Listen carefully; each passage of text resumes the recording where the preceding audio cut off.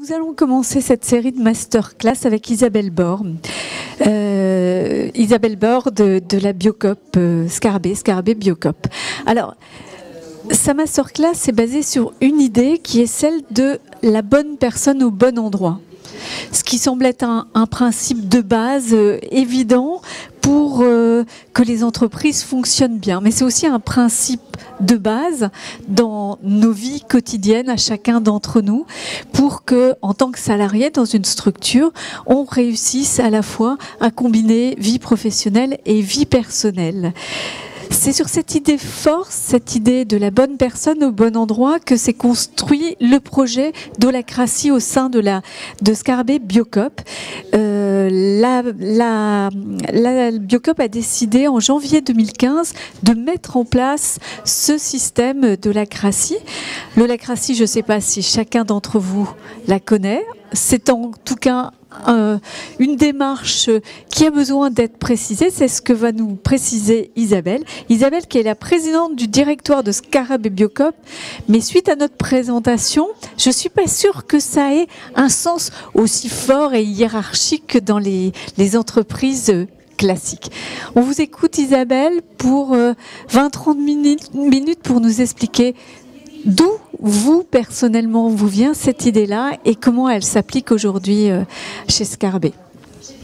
Merci. Alors, bonjour à tous et à toutes. Enfin, je devrais commencer par les dames d'abord.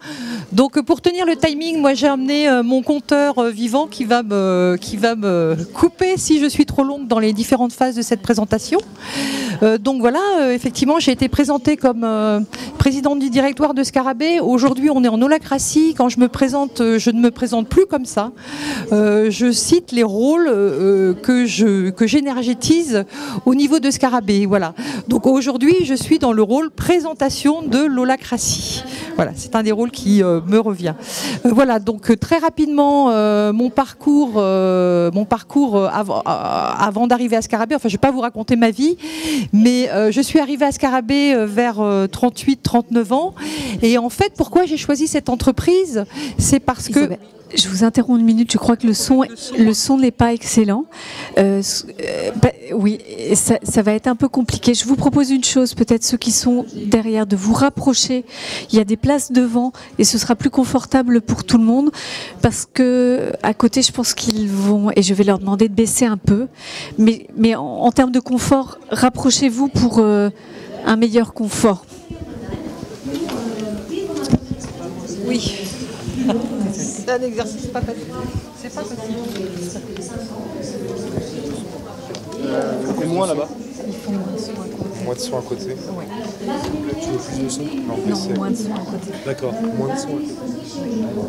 Ok, bon, on reprend. Je vais essayer. Malheureusement, je peux, même si je parle fort dans le micro, je crois que ça va pas aider à grand chose. Donc, je disais, je suis arrivée à l'âge de 38-39 ans où je me suis posé la question de savoir pourquoi je me levais le matin pour aller au travail. En fait, malgré le fait que j'avais fait j'avais occupé plusieurs emplois dans ma vie qui étaient tous très intéressants. Je me suis retrouvée donc avec cette question: pourquoi je vais au travail et est-ce que mon travail est en adéquation avec mes valeurs personnelles?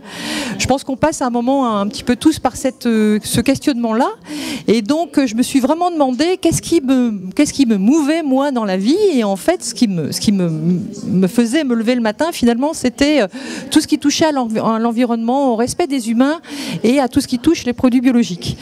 Donc j'ai décidé de faire un grand virage dans ma vie et du coup j'ai cherché une entreprise qui portait ces valeurs-là, et j'ai eu une chance, je dois dire, assez grande, parce que c'est très difficile, je crois, aujourd'hui, de trouver quelque chose qui soit vraiment en adéquation avec ces valeurs, et j'ai donc trouvé Scarabée Biocop. Alors Scarabée, c'est une entreprise, c'est une coopérative qui donc distribue des produits biologiques. Il y a aujourd'hui 5 magasins sur Rennes, 3 restaurants, un snacking, un petit camion qui distribue du vrac au niveau des marchés. Mais c'est aussi, et c'est ce qui m'a intéressée finalement, c'est aussi une entreprise qui a un programme de formation, de conférences, d'animation qui est très très important, parce que l'objectif derrière cette distribution de produits bio, il y en a deux. Un, c'est de développer l'agriculture biologique. Donc je dis toujours que les magasins et les restaurants et tout ce que l'on fait de façon très concrète sont là pour développer l'agriculture biologique, une agriculture bio locale et paysanne. Donc à chaque fois qu'on met 1 mètre carré de magasin en place, ça veut dire qu'on développe 1 hectare de surface en bio. Et je veux dire, c'est bien ça, moi, qui m'a motivé au départ.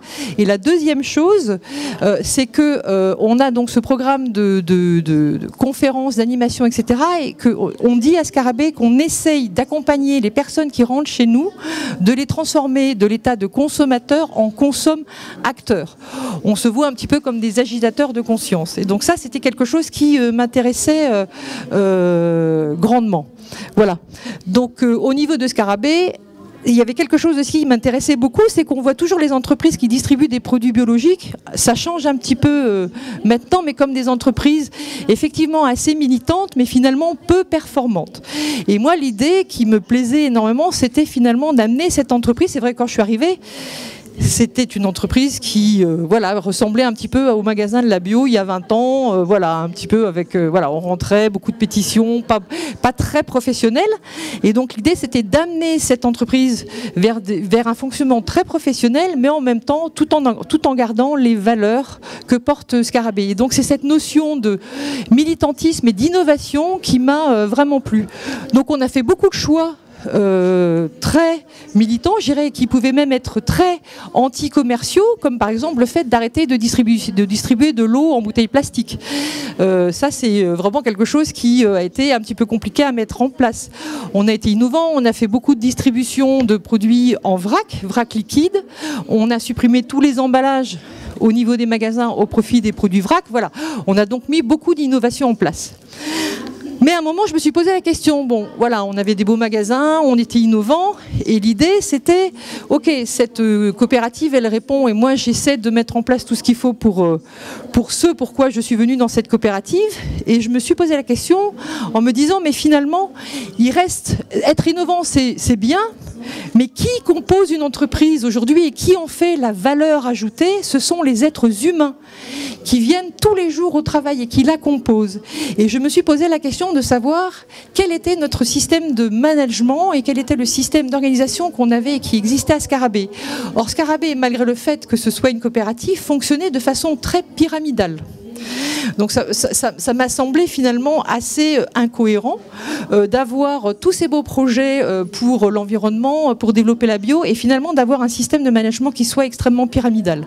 Donc l'idée était de se dire qu'il fallait changer ce système-là. Donc je suis partie en recherche d'une autre organisation et là j'ai trouvé l'holacratie. Donc voilà, maintenant j'en arrive à ce pourquoi je suis là, donc je vais vous parler de l'holacratie. Alors pourquoi j'ai changé, pourquoi je suis allée chercher ce système-là? Parce que comme dans toute entreprise qui grossit et qui grossit rapidement, il y a un moment où on se retrouve confronté à des problématiques. En fait, Scarabée, en très peu de temps, est passé de 1, 2, 3, 4, 5 magasins, 8 sites, 9 sites. Et finalement, moi, je me suis retrouvée confrontée à un vrai problème d'organisation, de prise de décision qui soit appliquée de la même façon sur les différents sites. Enfin voilà, c'était plus du tout fluide. C'est-à-dire qu'on avait un comité de direction qui travaillait avec les cadres de l'entreprise. On prenait des décisions et puis finalement, quand chacun arrivait au sein de son site, et ben finalement tout le monde faisait ce qu'il voulait. Donc ça, c'était quelque chose qui n'était pas fluide du tout. Une deuxième chose, c'est qu'il s'était installé des jeux de pouvoir. Donc je suppose que vous connaissez tous ce que c'est que des jeux de pouvoir. Ça veut dire qu'il y a quelqu'un à un moment qui prend et qui met la main, enfin qui a un tempérament un petit peu plus fort que les autres et qui du coup va jouer avec ce pouvoir. Et donc du coup ça crée des nœuds organisationnels, des nœuds humains, des conflits, etc. Et donc là aussi ce n'était pas fluide. Et la première raison, mais que je cite en dernier, mais qui était pour moi la plus importante, c'était donc de remettre l'humain au centre de l'entreprise, de dire que c'est vraiment cet humain qui est la valeur ajoutée de l'entreprise, et que comme moi finalement je m'étais posé la question, je voulais que les personnes qui travaillent dans Scarabée puissent être heureuses de venir y travailler et puissent finalement donner leur potentiel créateur au sein de l'entreprise. Donc l'holacratie, c'est quoi? L'holacratie, c'est un système d'organisation, c'est un outil. C'est un système d'organisation qui permet de répartir le pouvoir au sein de tous les rôles de l'entreprise. Ça veut dire qu'on supprime totalement la hiérarchie. Donc on n'est plus du tout sur un système pyramidal, on est sur un système de ronds, dans des ronds, donc des rôles. Aujourd'hui à Scarabée, il y a 170 personnes qui travaillent et on doit avoir à peu près 800 à 1000 rôles, je dirais honnêtement que je n'ai pas compté. Donc avec des personnes qui énergétisent entre 4 et 20 rôles, selon le temps que prend un rôle et selon l'envergure du rôle. Voilà. À partir du moment où une personne a un rôle, il est le seul décideur dans ce rôle. Personne d'autre ne peut lui dire ce qu'il a à faire. Alors ça, c'est un truc qui est un peu incroyable à comprendre au départ. C'est-à-dire qu'aujourd'hui, Hugo, qui est dans le rôle compteur pour l'instant, le temps que je parle, et qui sera dans un autre rôle après, a par exemple un rôle qui est community manager. Ça veut dire qu'il tient le site Facebook de Scarabée. Aujourd'hui, personne au sein de l'entreprise ne peut aller lui dire « Hugo, tu vas aller poster tel post, tu vas aller dire ceci, cela sur ton site Facebook ». Il a été reconnu comme étant la personne la plus compétente au sein de l'entreprise pour pouvoir énergétiser ce rôle. C'est ça l'holacratie, c'est qu'à un moment, on doit se poser la question, quand on met l'holacratie en place, on brouille toutes les cartes et on se pose la question de quoi l'entreprise a besoin pour fonctionner. Donc on bâtit des rôles et après on va chercher la meilleure personne pour énergétiser ces rôles. Ça veut dire qu'on peut avoir finalement, quand je dis qu'on a entre 3 et 30 rôles, on peut avoir des rôles extrêmement différents les uns des autres parce que les êtres humains ne sont pas bons que pour une chose, ils peuvent être bons pour plusieurs choses. Donc il y a des personnes, c'est 3 ou 4, et puis d'autres qui sont multifonctions, multitâches, et qui vont être bons pour 20 ou 25 choses. Donc par exemple, si je prends Hugo, il est community manager, il s'occupe du marketing au niveau de Scarabée, il est support au niveau du développement, il est coach en holacratie, et c'est l'entreprise qui l'a reconnu comme étant le meilleur pour énergétiser ses rôles. Donc vous allez me dire, mais alors ça va être un vaste foutoir, parce que si chacun fait comme il veut, voilà, c'est impossible, ça ne peut pas marcher. Et si ça marche, parce que quand on installe l'holacratie, en fait la première question que l'on doit se poser, c'est quelle est la raison d'être de cette entreprise ? On s'aperçoit aujourd'hui que quand on interroge les gens sur la raison d'être de l'entreprise, souvent ils sont un peu secs. Donc nous, ce qu'on a commencé à faire, c'est qu'on a travaillé sur la raison d'être. Bon, la raison d'être de Scarabée, c'est bio, créateur, exemplaire. C'est ce sur quoi on a réfléchi. C'est notre mission quelque part, c'est notre raison d'être. Donc à chaque fois qu'un des rôles de l'entreprise doit faire une action, mettre un projet en place, il doit se demander si le projet qu'il met en place répond à la raison d'être de Scarabée. Si par exemple, moi demain, dans mon rôle, j'ai un rôle développement, je vais ouvrir un magasin, je vais me demander si ce magasin alors est bio, bien évidemment, il est bio puisqu'on distribue des produits biologiques. Mais est-ce que, par exemple, il pourrait être en éco-construction ? Est-ce que, voilà, il y a plusieurs questions que je vais me poser. Est-ce qu'il est créateur ? Oui, il est créateur. Il est créateur d'emplois, il est créateur de surfaces en bio, il est créateur de plein d'autres choses, créateur de liens avec la clientèle. Et est-ce qu'il est exemplaire ? Alors exemplaire, ça c'est quelque chose qui est très compliqué pour nous, hein. On a mis la barre un peu haute quand on a choisi la raison d'être de Scarabée. Mais en tout cas, c'est un cap. Donc on essaie d'être exemplaire dans ce qu'on fait, exemplaire avec nos clients, exemplaire dans le rapport que l'on a avec nos fournisseurs, exemplaire avec les équipes avec lesquelles on travaille, avec nos collaborateurs avec lesquels on travaille. Et voilà, et donc ça nous guide. Et donc à chaque fois que quelqu'un va prendre une décision au sein de l'entreprise, il doit être guidé par cette raison d'être. Ce qui fait que la totalité des rôles de l'entreprise sont alignés sur cette raison d'être. À partir du moment où les rôles sont alignés sur cette raison d'être, ça marche. L'holacratie, ça veut dire aussi que, donc c'est ce que je vous disais tout à l'heure, ça supprime tous les systèmes hiérarchiques. Le directoire qui existe encore aujourd'hui, puisqu'il travaille sur la stratégie, a des rôles opérationnels au sein de l'entreprise. Donc le directoire, au même titre que toute autre personne au sein de l'entreprise, doit se plier à ces règles. Et pour que tout fonctionne correctement, nous avons tous des règles, ce qu'on appelle les règles du jeu, qui remplacent, je dirais, le système hiérarchique d'avant et qui s'appelle la Constitution. D'ailleurs, on est à la 4.1, on l'a fait vivre, cette Constitution. Les entreprises la font vivre. Et tout le monde doit se plier aux règles de cette constitution. Ce qui veut dire que si Hugo, par exemple, demain vient me voir dans mon rôle développement et me pose un projet qui correspond au rôle que j'énergétise, je dois l'accepter. Je n'ai pas à le refuser, je dois l'accepter. Parce que c'est ce pourquoi je suis embauchée dans Scarabée et c'est mon rôle. Voilà. Donc on est vraiment sur un système extrêmement différent. J'ai encore 2 minutes. Je prends un petit peu de temps. Excusez-moi. Les processus RH. Pardon ? Les processus RH. Oui. Merci, on me souffle en plus, c'est très bien. Alors ce qui a changé aussi au niveau de Scarabée par rapport à la mise en place de l'holacratie, et ça c'était quelque chose qui nous importait beaucoup finalement, c'était tout ce qui était processus RH. C'est-à-dire qu'aujourd'hui on n'a pas de RH au sein de Scarabée, il y a 170 personnes et on fonctionne sans RH. C'est-à-dire que chacun est autonome et on a dû quelque part revoir tous nos processus. On a revu notre grille de salaire, on a fait en sorte qu'elle soit le plus holacratique possible. On a surtout revu quelque chose qui était très intéressant, c'est-à-dire le système d'évaluation. Avant, on avait des évaluations one-to-one. Aujourd'hui, on est ce qu'on appelle en revue intégrative, c'est-à-dire que chaque personne qui fait son évaluation est évaluée par 4 autres personnes qu'elle va choisir au sein de l'entreprise.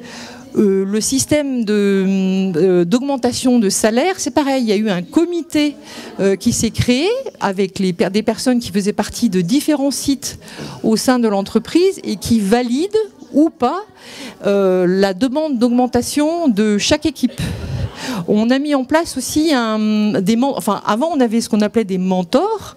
Donc il y a eu un groupe de travail qui a travaillé sur ces mentors. Et aujourd'hui les mentors n'existent plus. C'est un rôle qui s'appelle tandem. Et chaque personne dans les équipes a la possibilité, s'il a une difficulté, s'il a une question, de choisir son tandem pour pouvoir travailler avec lui sur une question qui l'occupe. Contrairement à dans une entreprise où c'est quelque part le mentor qui va aller choisir la personne qui le mentore. Donc voilà. L'analyse. Merci Hugo. Ok, donc l'analyse de cette mise en place. Qu'est-ce que ça donne ? Donc, le titre, c'est le bonheur au travail grâce à l'holacratie. C'était pas celui que j'avais retenu complètement. Moi, j'avais dit grandir dans son travail. Alors, qu'est-ce que ça donne aujourd'hui ? Ben oui, je pense que concrètement, il y a des personnes qui sont plus heureuses de venir travailler à Scarabée. Pourquoi ? Parce qu'elles sont capables de pouvoir se manager toutes seules. Elles sont responsables dans leur travail et elles sont du coup beaucoup plus créatives. À partir du moment où on n'a pas quelqu'un qui vient nous dire ce que l'on doit faire, parce qu'en holacratie, on part du principe que c'est celui qui fait qui sait, et non pas le N plus 1, plus 2, plus 3, plus 4, et bien du coup, on a effectivement la possibilité d'être beaucoup plus créatif. Donc, créatif. On a fait d'ailleurs un petit questionnaire, parce qu'on est en mise en place encore de l'holacratie, ça fait à peine 2 ans, et donc on a fait un petit questionnaire là avant les vacances, et effectivement, le retour des équipes, c'était oui, on est plus heureux parce qu'on est responsable de notre travail. En sachant que clairement, de toute façon, je le dis bien, on est en mise en place. On a encore un petit peu de chemin à parcourir. Alors, autre chose, ce qui est très intéressant, c'est que quand on est en holacratie, on sait exactement qui fait quoi. Au sein d'une entreprise, souvent, c'est assez flou de savoir qui fait quoi. On est embauché pour quelque chose, puis finalement, notre hiérarchie qui va nous dire « Bon, est-ce que tu pourrais pas faire ça ou est-ce que tu pourrais pas faire ça ?» Puis on dit oui, parce qu'on n'ose pas dire non. En holacratie, je vous parlais tout à l'heure de rôle. Dans un rôle, le rôle est très clair sur ce que l'on doit faire, sur ce que l'entreprise attend de nous. Et donc, à partir du moment où les choses sont très claires, eh bien, on sait exactement qui fait quoi, puisqu'il y a un système informatique qui s'appelle Glassfrog, où tous les rôles sont consignés, toutes les personnes de l'entreprise ont accès à ce système informatique. Donc, dès qu'elles ont besoin d'aller chercher un rôle pour pouvoir avancer dans leur projet, elles savent exactement qui fait quoi. On a des processus aussi qui sont beaucoup plus clairs. Tout ce qui est processus, projet, politique de l'entreprise sont alignés effectivement avec la raison d'être et sont effectivement beaucoup plus clairs. Pour exemple, j'en donne un qui m'a fait vraiment plaisir, c'est que on est donc une coopérative, donc on a un commissaire aux comptes.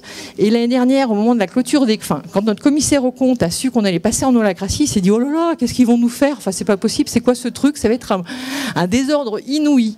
Et en fait, à la clôture de compte, quand on a travaillé avec lui, le commissaire aux comptes pouvait, je pense, signer des deux mains au niveau holacratique. Il a dit qu'il avait rarement vu une entreprise avec des processus aussi clairs que cette entreprise-là. Voilà, donc là, on sait vraiment qui fait quoi, des processus clairs.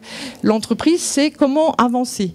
Ce que ça peut donner aussi, c'est que donc il y a plus de créativité et plus de projets, puisque chacun est libre dans son rôle. Donc chacun peut proposer des projets, donc chacun peut être créatif. Donc ça veut dire que c'est une entreprise qui avance vite. Depuis qu'on est en holacratie, alors déjà avant on n'était pas des mous à Scarabée, on était toujours en projet. Là je dois dire que depuis qu'on a mis en place ce système d'organisation, eh bien des projets il y en a de partout au sein de l'entreprise, à tel point même qu'il y a des moments on se dit bon on va y aller 1, 2, 3 parce que voilà ça bouillonne de partout et ça c'est vraiment extrêmement intéressante. Et c'est une entreprise qui donc du coup devient effectivement plus performante, mais c'était pas l'objectif. Moi je dis toujours que c'est le dommage, parce que ça fait partie des dommages collatéraux entre guillemets, c'est que l'entreprise est devenue plus performante au niveau. Alors financier, c'est un petit peu difficile à évaluer parce que je le dis, on est depuis peu de temps et on est en ce moment sur enfin il y a une vague du bio qui arrive et qui fait que les entreprises qui travaillent dans la bio ont beaucoup de progression. Bon, nous ça fait 33 ans qu'on y est, hein. Mais on voit clairement que de toute façon la multiplicité des projets, la créativité des projets font en sorte que Scarabée est plus performante. 4 minutes. 4 minutes. Ok. Il y a quelque chose aussi qui est ressorti vraiment, et c'est le titre d'ailleurs que je voulais moi plutôt donner à cette conférence, c'est que voilà, les personnes sont devenues plus responsables et plus autonomes dans leur travail. Et ça, c'est quelque chose qui est extrêmement précieux. On est dans son travail 8 ou 9 heures par jour ou 7 heures par jour, c'est selon. Si effectivement on n'a pas la possibilité de s'exprimer et si on n'est pas autonome et on n'est pas responsable, c'est un petit peu plus difficile que si on peut grandir et être autonome. Moi, je trouve que cette notion de grandir, elle est vraiment importante parce que ça veut dire qu'on est capable d'utiliser tout son potentiel créateur. Alors après, il y a des difficultés, hein. L'holacratie, c'est pas, voilà, je veux dire, une mise en place comme ça, c'est assez compliqué parce qu'on change complètement de paradigme. C'est-à-dire que pendant des années et même plus que 100 ans, on a été habitué à un système pyramidal et du jour au lendemain, on vient et on change tout. Donc une mise en place de ce système dans une entreprise, eh ben, ça demande énormément d'énergie et effectivement, ça peut poser énormément de difficultés. Donc la première, je dirais celle que je cite, alors la question qu'on nous pose toutes, c'est mais comment ils font les managers? Est-ce qu'ils arrivent finalement à ne plus manager? Eh bien non, enfin oui, ils y arrivent parce qu'ils ont tous signé en bas de la page, hein. On y est allés tous ensemble sur ce projet-là, mais c'est pas facile parce que quand on a été habitué, qu'on a vu ses parents, sa famille et qu'on a soi-même travaillé pendant des années dans un fonctionnement managé, et ben du jour au lendemain, il faut changer de posture et ça c'est quelque chose qui est très compliqué à faire. Donc ça c'est vraiment une grosse difficulté. Mais on y arrive, parce qu'il y a une réelle volonté, je dirais, de l'ensemble des personnes qui travaillent dans Scarabée pour aller vers ce système d'organisation. La deuxième difficulté, c'est les anciens managers. C'est-à-dire quand on a pris l'habitude d'être managé et de ne pas être responsable dans son poste, et bien du coup ça devient assez compliqué finalement d'être autonome. Et on a bien vu pendant les premiers mois de la mise en place de l'holacratie, moi j'ai eu des personnes qui sont venues me voir, qui allaient voir leurs anciens responsables pour pouvoir finalement se faire adouber leur projet. Hein. Et même des personnes qui sont venues voir en me disant mais il est où mon manager, il est où mon chef? Finalement moi j'étais bien avec mon responsable, il me disait ce que j'avais à faire, j'avais pas à prendre de responsabilité. Et c'est là où je dis grandir dans son travail, parce que l'holacratie vraiment permet aux personnes finalement de se prendre en charge et de grandir et d'être capables de prendre leurs propres décisions. Après, il faut avoir la capacité d'intégrer le changement. Ça, c'est très compliqué aussi. On le sait, hein, je veux dire, dès qu'on est devant une situation nouvelle, eh ben, tout est compliqué. Et donc ça ne se fait pas en un claquement de doigts non plus. Donc ça, et c'est encore aujourd'hui quelque chose que l'on continue à mettre en place au niveau de Scarabée, c'est-à-dire accompagner ce changement. Quand je dis c'est un changement de paradigme, ça ne se fait pas en 1 an ou en 2 ans. Moi, quand au départ, on me demandait en combien de temps vous pouvez vous pensez pouvoir installer l'holacratie, moi j'ai dit 1 an, mais j'étais complètement naïve. Enfin bon voilà, je crois que maintenant que je le vis et que je l'ai mis dans mon ventre et dans mes tripes, je sais que c'est pas 1 an. De toute façon, c'est même pas 2 ans. Je pense qu'il nous faudra 3 ans pour pouvoir vraiment, réellement intégrer ce changement, que la totalité des rôles au sein de l'entreprise intègre ce changement. Et ça, c'est un long chemin qui demande beaucoup, beaucoup d'énergie et d'énergie à tous. Alors, ma conclusion, je vais être rapide, je crois que j'ai fini mon temps. Donc la conclusion, alors ça donne quoi? Ça donne que ce sont des personnes qui sont plus heureuses et plus impliquées, ça je vous l'ai dit, qu'elles grandissent et qu'elles sont plus autonomes, que l'entreprise est plus dynamique, ça c'est clair, elle est plus dynamique, elle est plus souple. En holacratie, on peut refaire le système de gouvernance d'une entreprise en 2 heures. On ne va pas rentrer dans les détails techniques, mais ce qui est très très compliqué à faire en entreprise, dans une entreprise conventionnelle. La possibilité aussi, c'est que chaque rôle a la possibilité de pouvoir influer sur la gouvernance. Ça, c'est vraiment extrêmement intéressant. Moi, je pense que c'est l'avenir des entreprises. Aujourd'hui, on a beaucoup de jeunes. Et il y a beaucoup de jeunes, à mon grand bonheur, qui rentrent à Scarabée, qui font partie de la génération Y. Maintenant, on parle aussi de la génération Millennium. Et ces jeunes qui arrivent sur le marché sont des personnes qui ne veulent plus avoir de responsables, qui veulent être leurs propres responsables, qui viennent dans les entreprises pour y chercher des valeurs. Et donc, je pense que si on veut pouvoir avoir ces personnes-là qui finalement libèrent tout leur potentiel créateur, il faut pouvoir leur offrir un système d'organisation qui leur convienne. Et je pense qu'une entreprise, aujourd'hui, le monde des entreprises tel qu'elle fonctionne, c'est-à-dire de façon pyramidale, n'a plus d'avenir. Nous sommes sur un marché aujourd'hui, un marché du travail, un marché des entreprises qui est très compliqué et qu'il faut que les chefs d'entreprise se posent des questions par rapport à leur système d'organisation des entreprises. Voilà, donc ça c'est vraiment quelque chose dont je suis intimement persuadée. Je terminerai juste pour dire, et j'en ai pour 2 secondes, pour mettre en place l'holacratie, il y a 2 conditions. C'est lâcher le pouvoir en tant que chef d'entreprise. Si le chef d'entreprise n'a pas envie de lâcher le pouvoir, ce n'est pas la peine qu'il pense aller vers l'holacratie. Ça, c'est la première chose. Et la deuxième chose, c'est faire confiance à l'être humain. En l'être humain, c'est-à-dire se dire, je ne suis pas la seule à savoir. Il y a des gens en face de moi et qui m'entourent qui savent beaucoup mieux que moi et je vais leur faire confiance. Et ça, c'est très compliqué à faire. Voilà. Merci Isabelle. Tout de suite, c'est la démocratie dans l'entreprise, en fait, l'holacratie ou... Oui, on peut dire que ça ressemble un peu à ça. Alors justement, on a de la chance, on a l'un des citoyens de l'entreprise qui est avec nous, Hugo, qui faisait le compteur pendant l'intervention d'Isabelle, donc qui a des rôles, pas des fonctions. Community manager, support, développement, marketing, coach holacratie. Et en fait, Hugo, j'ai envie de savoir si vous partagez ce qu'a dit Isabelle. C'est vraiment comme ça que ça se vit? Si vous voulez prendre... Oui. Bonjour tout le monde.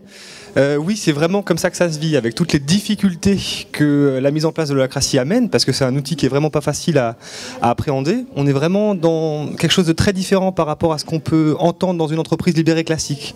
Là, l'outil holacratique amène tout un tas de règles, tout un tas de constitutions, de rigueurs qu'il faut absolument suivre. Donc l'outil en lui-même est déjà très complexe, donc c'est-à-dire que c'est assez difficile. Une fois qu'on a bien appréhendé l'outil, là, ça nous permet de commencer à nous épanouir, de commencer à prendre nos propres projets, etc., etc. Moi, je voulais ajouter une petite chose, si c'est possible. Au-delà du fait que c'est tout à fait grisant de pouvoir dire un non franc et massif à son ancien responsable, bon, ça m'appartient. Il y a quelque chose qui est assez intéressant, c'est cette notion d'alignement. Isabelle, vous en avez parlé rapidement. L'holacratie a le mérite de vous poser la question, est-ce que mes valeurs à moi correspondent à celles de l'entreprise? Je prends toujours l'exemple, moi avant j'étais vendeur immobilier. J'ai absolument rien contre les vendeurs immobiliers, mais les valeurs qui étaient défendues ne me correspondaient pas. Ça veut dire qu'en tant qu'individu, je ne pouvais pas m'épanouir dans mon travail, puisque j'étais en déconnexion par rapport à ce que l'entreprise attendait de moi. Quand j'ai eu la chance de venir travailler pour Scarabée Biocop, il s'est avéré que mes valeurs personnelles, d'Hugo, autre que l'employé de Scarabée, était aligné avec cette fameuse raison d'être qui s'appelle bio-créateur exemplaire. Et pour moi, c'est ça le bonheur au travail. C'est d'être capable de travailler dans une entreprise dont les valeurs sont alignées avec les vôtres. Et c'est grâce à ça qu'on peut vraiment s'éclater au travail et qu'on prend vraiment du plaisir. Et en plus de ça, avec le système holacratique, on nous dit « Attends Hugo, toi t'es bon sur le web, t'es bon en développement, et ben on va te mettre sur les rôles qui utilisent tes compétences et là où tu es capable d'avoir ta zone de confort et t'amuser dans ton travail. » Et ça, c'est un véritable plaisir. le sens, c'est vraiment important. Alors, vous avez sûrement des milliers de questions à poser à Isabelle et Hugo. Je vous en prie. Si vous voulez commencer par vous présenter directement. Alors, moi, c'est Charles, je suis étudiant à Rennes en web développement. Et je trouvais que le principe était très intéressant, mais moi, je suis un peu sceptique par rapport à ça. Enfin, c'est mon jugement. Dans le sens où, quand on donne un rôle à un salarié, j'ai l'impression qu'on l'enferme un peu dans ce rôle et on l'empêche de sortir d'une certaine zone de confort. Du coup, je trouve que c'est intéressant parce que le salarié est libre de ses décisions et tout, mais il est peut-être un peu trop enfermé dans ce rôle. Et moi, par exemple, en tant qu'étudiant, moi, ça serait peut-être pas ce que je rechercherais dans une entreprise. Donc après, j'aimerais savoir ce que vous en pensez par rapport à ça. C'est comme tu veux. Alors j'entends ça, le fait est qu'on n'est pas cantonné déjà à un seul rôle, on a beaucoup de rôles différents. Les affectations dans les rôles peuvent changer très facilement. S'il s'avère que nos envies, nos compétences évoluent, on est aussi capable de changer de rôle, de se faire changer de rôle. Donc la capacité de mobilité interne est décuplée grâce à l'holacratie.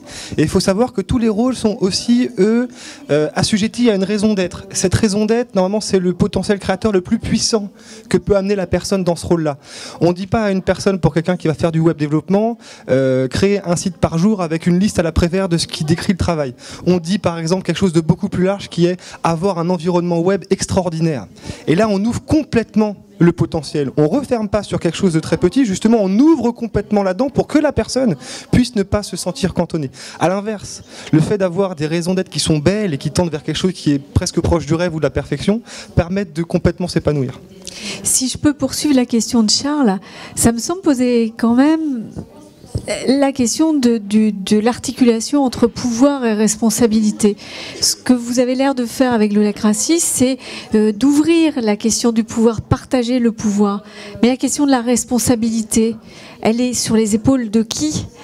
Quand il n'y a plus de hiérarchie comme ça, qui est responsable s'il y a une erreur, si le site n'est pas idéal, si quelqu'un oublie de fermer la porte du restaurant, s'il y a une erreur stratégique, comment est-ce que vous travaillez cette articulation entre pouvoir et responsabilité ? Alors les personnes sont responsables dans leur rôle, parce que avoir du pouvoir c'est une chose, mais avoir des responsabilités, effectivement, ça, le pouvoir et responsabilité vont ensemble. Alors si on parle des responsabilités juridiques, elles restent effectivement au sein du directoire. Par contre, au niveau de chaque rôle, oui, il peut y avoir des erreurs. Il n'y a pas de souci. En holacratie, on dit il n'y a pas de risque à prendre des risques, parce que le système est fait de telle façon que si même si quelqu'un sort un projet qui n'est pas tout à fait aligné avec la raison d'être ou qui peut créer effectivement on va dire un dommage pour l'entreprise, mais en règle, on a des réunions qui sont assez rapides et je vous parlais tout à l'heure d'un logiciel où tout est écrit, chaque décision qui est prise au sein de l'entreprise est écrite. Ça veut dire que de toute façon il y a un rôle ou deux ou trois au sein de l'entreprise à qui ça va créer une tension, parce que là on parle en jargon holacratique, et qui du coup ont le pouvoir de prendre, de dire moi j'ai une tension par rapport à ce qui vient d'être fait, parce que soit ça va limiter mon rôle, soit ça va impacter la raison d'être de l'entreprise, soit ce n'est pas dans la raison d'être de l'entreprise, et à ce moment-là la décision, la mauvaise décision qui aura été prise à un moment ou à un autre, de toute façon sera très très rapidement remis dans l'axe et aligné avec l'entreprise. Et on s'aperçoit que quand on parle comme ça, quand on pense comme ça, quand on dit qu'il n'y a pas de risque à prendre des risques, finalement, nous ça fait 1 an et 3 trimestres, parce que je compte les trimestres, qu'on est en holacratie, et aujourd'hui, il n'y a pas eu de mauvaise décision prise au sein de Scarabée. Voilà, je crois qu'il faut lever ces peurs-là. Les personnes sont capables de prendre de bonnes décisions. Si je peux me permettre d'ajouter quelque chose, dans une entreprise classique, on veut surtout pas de problème. On est toujours dans une posture où on est dans la prévention, il ne faut surtout pas que les problèmes arrivent. Dans une entreprise holacratique, c'est l'inverse. On va dire aux gens, vous avez la capacité de faire tout ce que vous voulez, à condition que ça correspond à votre raison d'être, parce que si ça crée un problème, si ça crée une tension, Isabelle l'a dit, l'outil, le système permet de régler ce problème de telle sorte à ce qu'il n'arrive plus jamais. Donc on est vraiment dans un changement de posture. On dit aux gens, lâchez-vous, parce que s'il y a une erreur, on va clarifier cette erreur au travers d'un processus, au travers des attendus explicites, de telle sorte à ce qu'elles n'adviennent plus. Donc c'est vraiment un changement de posture complet qui s'opère. Merci. D'autres questions ? Alors, je vous en prie. Oui, j'ai entendu qu'il... Oui, bonjour. Moi, je m'appelle Delphine Desgurs et je travaille dans un très grand groupe à la Poste. Donc, moi, la question que je pose, c'est que j'ai entendu gouvernance. Donc, est-ce que vous pourriez expliciter comment se fait la gouvernance? Si chacun est responsable, par exemple, à un moment au départ, vous avez dit j'avais un dysfonctionnement, une décision qui était prise en disant ça doit se décliner dans tous les magasins. Chacun faisait ce qu'il voulait dans son magasin. En quoi est-ce que l'holacratie, ou au contraire on laisse l'autonomie à chacun, vous a permis de régler ce sujet en fait? Et effectivement, et si vous pouviez expliciter comment fonctionne la gouvernance. Oui, alors avant, effectivement, chaque responsable de magasin gérait son magasin comme il l'entendait. Voilà, donc on avait une gouvernance très hiérarchique. Aujourd'hui, la gouvernance, elle se passe un petit peu différemment puisque en holacratie, il y a des cercles, en fait. Donc on va dire que chaque magasin est un cercle et il y a des réunions de gouvernance. Donc dans chaque cercle, il y a des rôles. Et ces rôles ont une réunion de gouvernance. Ça dépend des cercles. Hein. Il y a des cercles, c'est toutes les 4 semaines, toutes les 6 semaines, etc. Et chaque rôle a la possibilité, lors d'une réunion de gouvernance et avec un processus très précis, qui peut sembler effectivement très rigide au départ, parce qu'il y a vraiment un temps de parole. J'amène ma proposition, un temps de parole très clair pour la personne qui amène sa proposition, et tout un débat, enfin tout un processus qui va faire que cette proposition de gouvernance, de changement de rôle, de poser une politique pour que le cercle puisse fonctionner correctement, etc. Toute cette proposition va être passée à la moulinette par l'ensemble des rôles du cercle. Et finalement, ce processus le résultat de ce processus, c'est que le résultat de cette gouvernance va être pris par l'ensemble des rôles du cercle. Des rôles qui composent ce cercle. Donc on est sur une gouvernance la prise de décision est prise par plusieurs personnes. Je ne sais pas si je suis assez claire dans ma réponse. Oui, c'est une décision collégiale, tout à fait. Et ça a l'air complexe quand même. Oui, ça a l'air complexe à expliquer comme ça. Et là, pour le coup, il faudrait vraiment rentrer dans les lignes. Mais en tout cas, ça c'est un principe de l'holacratie, c'est que chaque rôle au sein de l'entreprise peut faire évoluer la gouvernance. C'est-à-dire que chaque rôle, à un moment ou à un autre, dans son cercle ou dans un autre cercle, peut dire moi j'ai un problème, je demande, voilà, il y a un trou dans la raquette, il y a quelqu'un, moi j'ai fait un travail par exemple qui n'est pas inscrit, qui n'est pas reconnu, je demande qu'un rôle soit créé, je demande qu'il y ait une politique qui soit créée au sein de l'entreprise parce qu'il y a des façons de fonctionner qui ne sont pas claires. Et donc on est en tour de table, en cercle général, c'est Hugo qui est facilitateur. Donc le facilitateur tient le processus de gouvernance et fait en sorte que la totalité des personnes qui sont autour de la table aient un temps d'expression, un temps de réaction, un temps d'objection et doivent motiver leurs objections. Elles ne peuvent motiver leurs objections qu'à partir du moment où elles sont impactées par la décision. Voilà, c'est-à-dire que je ne lève pas la main en disant « Oh, moi, la décision qui vient d'être prise par lui, là, j'ai pas envie. » La question que va me poser le facilitateur directement, c'est en quoi est-ce que ça touche un de tes rôles ? Ça touche pas un de mes rôles. Est-ce que ça te regarde ? Voilà, en gros, c'est est-ce que ça te regarde ? Est-ce que ça touche un de tes rôles ? Non, ça touche pas un de mes rôles. Bon, bah, bing, dehors. Objection refusée. Voilà. Ce que j'entends quand même, c'est que c'est un processus formel assez strict pour avoir plus de liberté sur le fond des décisions. Mais au témoin d'un doute, on fait pas ça tout seul. J'imagine comme la méthode est très structurée, on se fait accompagner, il y a des référents, vous avez eu de l'aide ? Oui, tout à fait. Alors, moi, j'insiste bien sur le fait qu'effectivement, quand il y a des personnes qui viennent voir comment on fonctionne dans l'holacratie, ça peut leur sembler assez rigide. Et finalement, c'est quand on pratique l'holacratie qu'on s'aperçoit que cette rigidité permet effectivement beaucoup de liberté. Et ça, c'est vraiment très intéressant puisque tout le monde a la possibilité de s'expliquer. C'est pas celui qui est le plus fort en gueule qui va prendre la parole et les autres qui vont s'écraser et ne rien dire.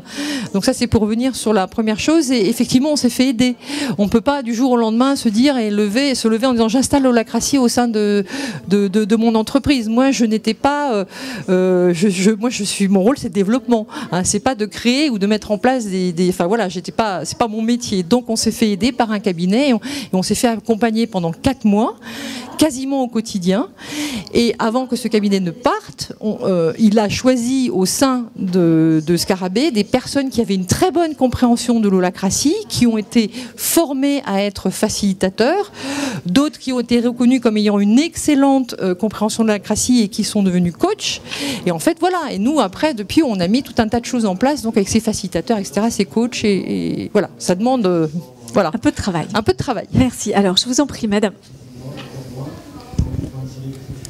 Oui, Marie Burlot, donc je viens de finir mes études et je lance ma société. Moi, je voulais savoir, par rapport au tout début où vous avez mis en place l'holacratie et maintenant, quand des salariés intègrent l'entreprise, vu que vous n'avez pas de service RH, comment est-ce que vous avez déterminé qui était compétent dans ce rôle, puisqu'il y a les compétences CV, hors CV, et si moi, j'évolue justement après... dans des activités extérieures ou autres, comment est-ce que je sais que je vais être peut-être plus compétent que celui qui est actuellement dans le rôle ? Tu le fais ? Ok, donc nous on fait nos recrutements avec deux, c'est toujours sur 2 têtes en fait. Il y a une personne qui va recevoir la personne qui veut intégrer l'entreprise pour voir si elle est alignée avec l'entreprise, et on lui parlait de l'holacratie, voir si elle est ok pour travailler et que voilà, parce que nous après on va la former en interne. Hein. Il y a tout un programme de formation pour la personne qui intègre l'entreprise, mais déjà au niveau de l'entretien d'embauche, c'est est-ce que cette personne est alignée avec les valeurs de l'holacratie et de l'entreprise. Ça c'est la première chose. Et le deuxième, la deuxième personne qui va intervenir donc plus sur la partie métier professionnel, c'est que on est allé chercher les meilleures compétences aux meilleurs endroits. Ça veut dire que par exemple, si on cherche quelqu'un pour travailler au rayon épicerie, et on va prendre la personne qui est reconnue comme étant la plus calée au niveau professionnel sur le rayon épicerie, et c'est cette personne-là qui va faire son entretien professionnel. Et après, c'est ces 2 rôles-là qui vont discuter ensemble et qui vont se mettre OK. Est-ce qu'elle est OK au niveau professionnel ? Est-ce qu'elle est OK au niveau des valeurs ? Et qui va déclencher l'embauche. Hugo ? Ouais, j'entendais juste, vous avez dit il n'y a plus de service RH. Alors, c'est pas vrai. Hein. On a encore un service RH, hein, sauf qu'on a des rôles spécifiques qui sont là pour faire du recrutement, d'autres qui sont là pour faire des trucs un peu moins sympas, qui sont les sanctions disciplinaires, d'autres qui sont là pour faire de l'augmentation de salaire. Attendez, il y a des sanctions en holacratie ? Mais bien sûr, on a des règles du jeu en fait. On n'est plus subordonné à nos responsables hiérarchiques, parce qu'on n'a plus de responsables hiérarchiques, mais on est tous subordonnés à la Constitution. Isabelle vous a dit tout à l'heure, le directoire a signé la Constitution dans laquelle ils se déparissaient de leur pouvoir. Ça veut dire que tout le monde est soumis aux mêmes règles du jeu, qui sont celles dictées par la Constitution. Celle-ci est en open source sur le web, hein, vous pouvez la télécharger, il n'y a pas de souci.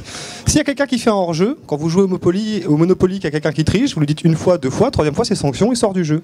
Et c'est pareil. Quelqu'un dans une société holacratique qui ne suit pas les règles du jeu, c'est comme partout ailleurs, on lui met un taquet, on lui met une sanction. C'est comme ça que ça se passe. Et c'est normal. L'entreprise n'a pas à être otage d'une personne qui ne joue pas les règles du jeu de l'entreprise. Hein. C'est pas complètement déconnant ce que je vous dis. Hein. Personne qui ne fait pas son travail parce qu'elle n'a pas envie. On ne parle pas de compétences, là on parle de comportement. Une personne qui ne suit pas les règles du jeu, l'entreprise n'a pas à être otage. Et c'est normal de la sanctionner. Merci, madame. Est-ce que vous voulez faire passer le micro ? Bonjour, donc je m'appelle Sylvie Gérard et je viens d'une entreprise complètement à l'opposé de ce que vous indiquez, malheureusement pour moi. Je voulais savoir, donc, ce mouvement d'holacratie, moi je n'en avais jamais entendu parler auparavant. Est-ce que ça vient, d'où ça vient ? Est-ce que c'est de votre invention ? Est-ce que c'est quelque chose qui existe dans d'autres structures ? Et pourquoi on ne l'utilise pas plus en France ? Voilà. Alors, il y a plusieurs questions ici. Alors d'où ça vient ? Alors c'est pas quelqu'un qui a pondu une idée géniale et qui a fait une constitution en se disant moi j'ai une super idée, je vais aller, je vous l'écris, ça fait 50 pages et c'est comme ça que ça va fonctionner. Déjà c'est américain, c'est né dans les années 2000 et c'est des personnes qui ont bien vu justement les faiblesses du management patriarcales ou hiérarchiques et qui se sont dit qu'il y avait quelque chose à faire là-dessus. Et ils ont essayé, ils ont construit cette constitution sur le principe d'essai et d'erreur. Ils sont mis autour de la table et ils ont dit, bon, on va essayer de faire des tours d'inclusion, on va essayer de créer des rôles, on va essayer de créer des processus, et au fur et à mesure, ils ont gardé ce qui fonctionnait et ils ont enlevé ce qui fonctionnait plus. C'est juste comme ça que ça s'est construit. Donc ça s'est construit vraiment de façon empirique sur un jeu d'essais, d'erreurs. On garde ce qui est bien et on enlève ce qui est pas bien. Donc là, ça fait 10 ans que la Constitution évolue, que cette fameuse Constitution évolue. Nous, en tant que membres de l'holacratie, on peut aussi aller faire évoluer cette Constitution. Si on a une bonne idée, on n'est pas à l'abri d'en avoir des bonnes idées. Et si cette idée est bonne, elle va être rajoutée à cette Constitution pour que toutes les personnes qui travaillent en holacratie puissent l'utiliser. Donc c'est vraiment quelque chose qui bouge tout le temps. Quant à la question de savoir pourquoi est-ce que toutes les entreprises ne fonctionnent pas encore en holacratie, moi je résumerais ça entre ego et pouvoir. C'est juste ça le problème. Pourquoi est-ce que c'est bien d'être un patron? Parce qu'on peut en tirer tout un tas d'avantages. Et il y a des personnes qui ne sont pas encore prêtes à lâcher ça. On est vraiment dans un changement de culture énorme. Nous, ça s'appelle faire la galette. On fait le power shift. On passe d'un endroit avec quelqu'un de patriarcal qui donne des ordres, qui s'attend à être écouté parce qu'il se considère, je fais exprès, comme tout puissant dans une entreprise. À un endroit, on va dire non, on va recommencer à faire confiance aux individus. Et là, c'est pas 10 années de management patriarcal qu'on change. C'est des centaines d'années qu'on doit faire évoluer. Et c'est pour ça que ça a beaucoup de mal à se mettre en place. Parce que c'est quelque chose de très récent. On voit bien qu'il y a des changements profonds qui se font au niveau de la société, qui touchent aussi la gouvernance de l'entreprise, mais il y a des personnes qui ne sont pas encore prêtes à lâcher. À mon avis, c'est plus là où que ça se passe. Isabelle ? Oui, alors je voulais juste rajouter, il y a 2 ans, il y avait à peu près 100 entreprises dans le monde qui fonctionnaient en holacratie. Donc là, on peut vraiment parler d'innovation. Presque 2 ans plus tard, il y a 400 entreprises, ça va très vite et ça se développe très vite aux États-Unis et ça se développe très vite en France. Voilà, c'est vraiment les deux pays où ça se développe très vite. Et en fait, dans des entreprises, moi je le redis, l'holacratie n'est qu'un outil. Un outil d'organisation d'entreprise. Donc ça se développe, ça marche chez nous, ça ne marche pas chez nous parce que nous sommes une coopérative. C'est juste un outil d'organisation. Aujourd'hui, il y a Danone qui a mis en place sur une partie de ses services financiers, sur sa DAF, l'holacratie. Il y a eu Auchan qui a fait un essai. Puis en fait, ils sont revenus en arrière. En fait, ils en ont profité pour supprimer tous les middle management. Et ils sont revenus en arrière. Il y a aujourd'hui, il y a plusieurs entreprises. Il y a un syndicat des eaux qui fonctionne comme ça. Enfin, je vous en cite quelques-unes des entreprises informatiques en France. Vous disiez même une mairie à La Réunion est passée à l'holacratie. Tout à fait, une mairie à La Réunion qui est passée en holacratie. Enfin, il y a vraiment différents types d'entreprises. Moi, ce que je voudrais dire, c'est, j'insiste bien sur le fait que l'holacratie, c'est un outil. Ça dépend. On peut en faire vraiment beaucoup de choses. On peut en faire quelque chose de bien. Tout dépend de pourquoi on le met en place, en fait. On peut vraiment en faire quelque chose de bien et ça dépend le but qu'on recherche. Je disais hier, c'est comme un marteau. Avec un marteau, on peut s'en servir pour planter un clou et puis on peut s'en servir pour briser une vitre aussi. Donc voilà. C'est ça que vous aviez dit. J'ai pas dit ça hier. J'ai dit pour tuer quelqu'un. Donc bon voilà. C'est après comment on utilise cet outil. Est-ce qu'on le met en place pour remettre l'humain au sein de l'entreprise ou est-ce qu'on le met en place pour faire plus de profit? Tout dépend de l'esprit dans lequel on le met en place. Voilà, nous, on a choisi de mettre ça en place pour d'abord et avant tout remettre l'humain au centre de l'entreprise. Vous nous redonnez encore cette question du sens. Une autre question dans la salle. Bonjour, Didier Forquignon, je suis consultant formateur. Vous avez conclu votre intervention tout à l'heure sur 2 convictions que je partage. C'est que déjà, vous faites le pari de l'intelligence de vos collaborateurs, que vous faites grandir. Voilà, je partage cette conviction bien sûr. Et l'autre élément, c'est aussi sur l'évolution du rôle d'un chef d'entreprise qui doit passer en effet davantage d'un rôle de décideur à un rôle de facilitateur, et c'est ce que vous mettez en place. Alors par contre, moi j'ai une question qui est très pragmatique. Quel est l'impact de cette organisation sur vos résultats aujourd'hui? Écoutez, aujourd'hui, on a des résultats comme on n'a jamais eu avant. Voilà. Donc, je ne peux pas dire autre chose que ça, puisque c'est la stricte réalité. Voilà. Et votre contrôleur de gestion, vous le disiez tout à l'heure, est juste enchanté. Mon contrôleur de gestion est enchanté, et mon commissaire aux comptes également. Alors, une autre question. Bonjour, Norbert Bourgeois, je fais partie de la société Enedis. Alors, Je vous entendais bien tout à l'heure sur l'holacratie. Moi, je voudrais simplement vous poser 2 questions. C'est que vous avez parlé tout à l'heure de 70 personnes dans l'entreprise ? 170. 170, pardon. Donc vous êtes soumis aux règles du travail. Oui. Et donc comment vous avez fait, d'une part, pour emmener votre entreprise en respectant les règles du travail sur ce type de management ? Et puis la deuxième chose, vous parliez tout à l'heure que vous aviez un pouvoir très rapide de changement. Et donc comment vous faites pour respecter le droit du travail et donc les IRP, les représentants du personnel ? Alors nous, quand on est passé en holacratie, on a travaillé avec notre avocat juridique et en fait, effectivement, on a changé les contrats en rôle et on a on s'est fait valider ça par notre avocat juridique et a priori, en tout cas, c'est OK par rapport aux règles du travail. Le parti pris qu'on a pris aussi au niveau du directoire, c'est de se dire, on va peut-être se faire taper à un moment ou à un autre sur les doigts. On a eu effectivement l'inspection du travail qui est venue nous voir et on leur a expliqué ce qu'on était en train de faire. Pour l'instant, ça roule. Je pense qu'à partir du moment où on fait partie de d'une des 100 entreprises qui installent holacratie, je veux dire, on prend quelque part des risques. Et ça veut dire que si on fait ce pari-là, ça veut dire qu'on est prêt aussi à se faire taper sur les doigts et qu'on est prêt aussi à défendre le morceau. Donc on sait que voilà, il y a des choses qui sont pas tout à fait... c'est pas aligné avec le code du travail, mais où il y aura probablement discussion si un jour il y a un problème ou quelqu'un de l'équipe qui va aller écrire une lettre à l'inspection du travail. Ça c'est fait. On a eu des rendez-vous et pour l'instant ça s'est très bien passé. L'histoire est quand même d'expliquer qu'on est un peu mieux disant que dans une entreprise normale. Pour l'instant, on a vraiment des gens en face de nous qui le perçoivent parfaitement. Le droit du travail, c'est un point, mais monsieur posait aussi la question des organisations syndicales. Vous nous avez dit que les managers ont dû changer de posture, mais comment réagissent les organisations syndicales ? Alors les organisations syndicales, on s'est demandé si on les rentrait dans le système holacratique en faisant un cercle des PCE, et en fait non. C'est pareil, on a travaillé avec notre avocat juridique là-dessus, sur cette réflexion, et on a demandé un peu aux entreprises qui fonctionnaient en holacratie, et aujourd'hui les organisations syndicales fonctionnent tout à fait au sein de Scarabée. J'avais une réunion des PCE hier, voilà, et je suis leur interlocutrice en tant que présidente du directoire, donc le dialogue via les organisations syndicales s'opère parfaitement, il n'y a pas de souci et il n'y a pas de confrontation. Merci beaucoup. Alors, madame, si vous voulez, ce sera la toute dernière. Rapidement, tout à l'heure vous avez parlé d'entreprises libérées rapidement en disant que c'était pas tout à fait ça. L'holacratie a l'air très structurée, très organisée, mais on connaît plus nous l'entreprise libérée avec des Chronoflex, avec des Aubris, etc. Comment vous différenciez les deux? Est-ce que vous êtes dans cette mouvance-là quand même? Comment vous pouvez expliquer? D'un côté, on a un patron, un manager qui dit maintenant il n'y a plus de règles, tout le monde fait ce qu'il veut, on libère complètement l'entreprise.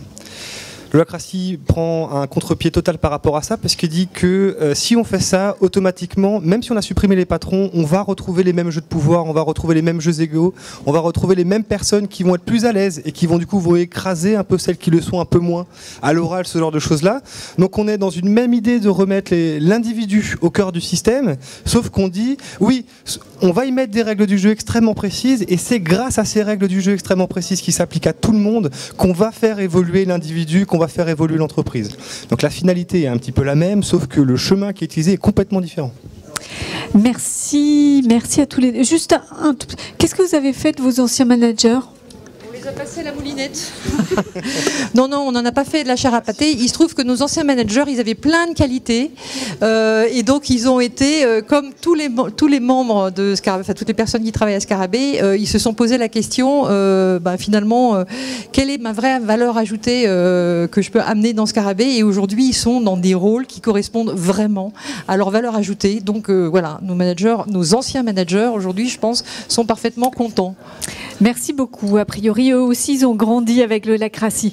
Merci Isabelle, merci Hugo de ces apports. Merci à vous tous pour votre attention.